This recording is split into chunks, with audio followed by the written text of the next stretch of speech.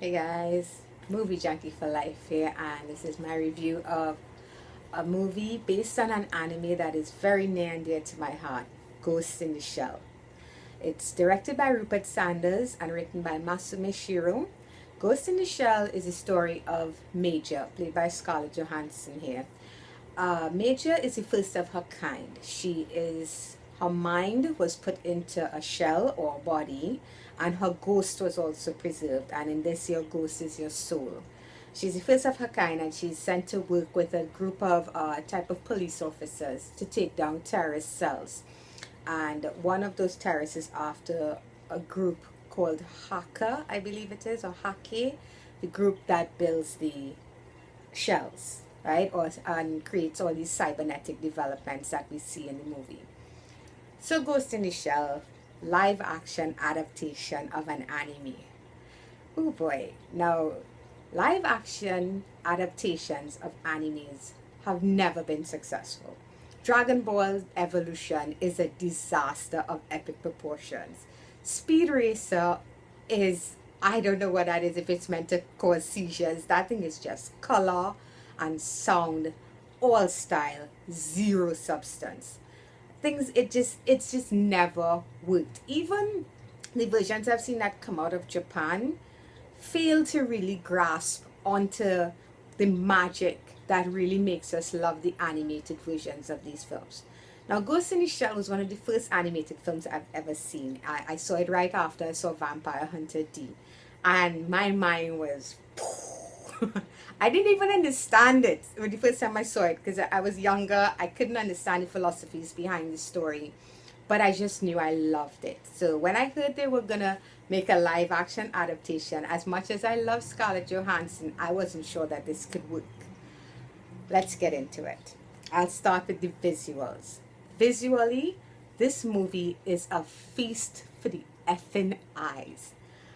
I was really, really shocked how good this looked and how faithful it is to Ghost in the Shell anime. My mind was blown. I kept looking for mistakes. I kept looking for awful CGI and I couldn't find it. I think there were like maybe two moments where I saw that kind of puppet movement that you don't really like when somebody's supposed to be human and they're moving like that. But holy crap, they captured the essence of what Ghost in the Shell looks like animated in a live form. These things had weight to them. The robotics you saw looked seamless into this real world. The live huge advertisements that surrounded the city, everything was just so beautifully shot.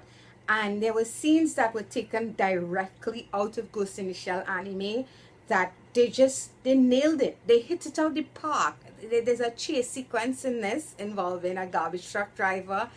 I was grinning like an idiot because everything that I saw in Ghost in the Shell, and I recently rewatched it because I knew I was gonna go see this and I wanted to have it fresh in my mind.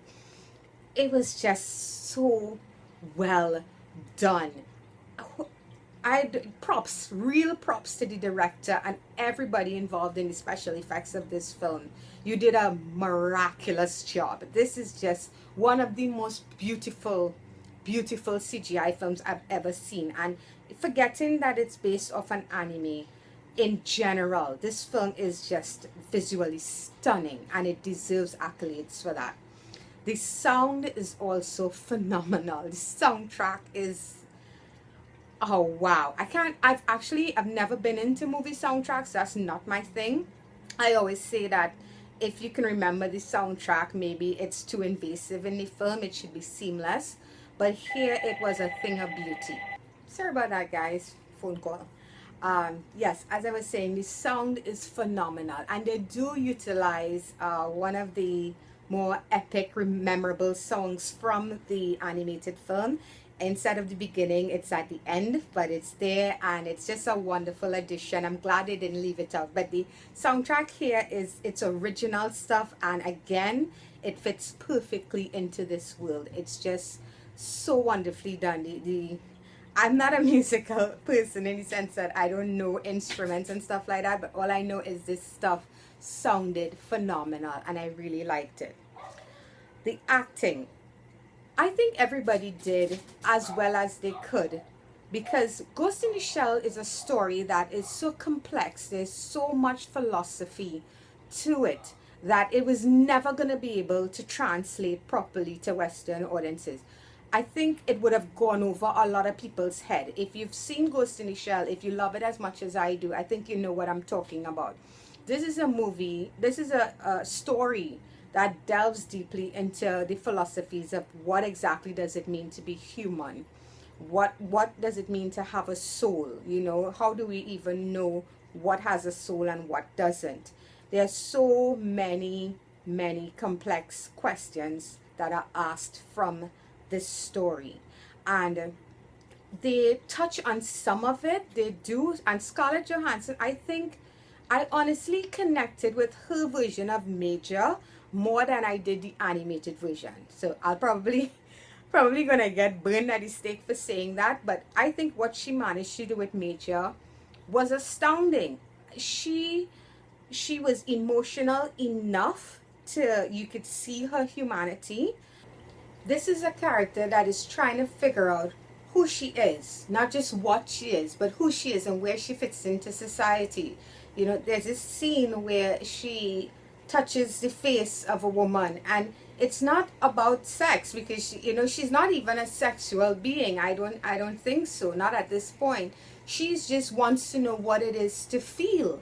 You know, what does that person feel when she touches them, because she herself can't connect with people on that level. So when you get into those type of complexities, sometimes you can lose mainstream audiences. They're either too lazy to want to dig that deep, or they just get lost in the story.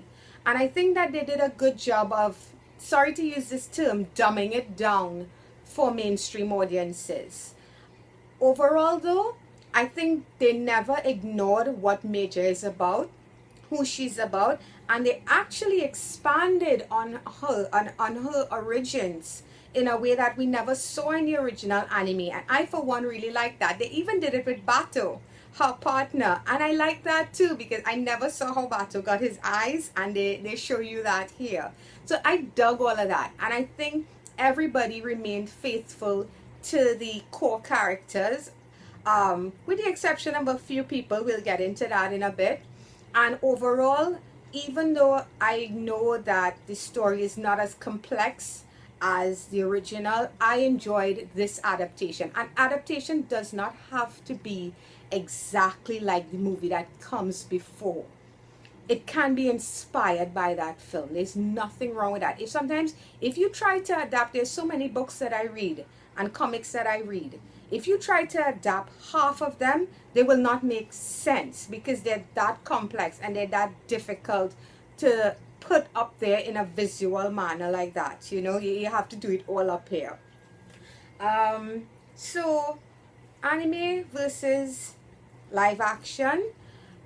This is not, it's never gonna be as good as the original.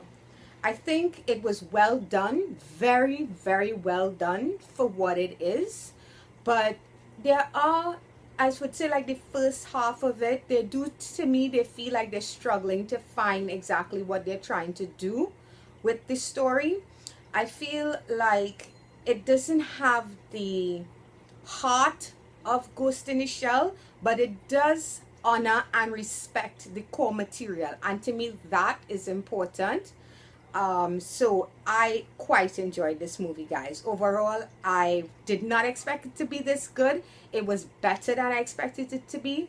And what I loved is it got stronger as it went along. Most films you see like this, they definitely start to lag, they get weak, they get muddled.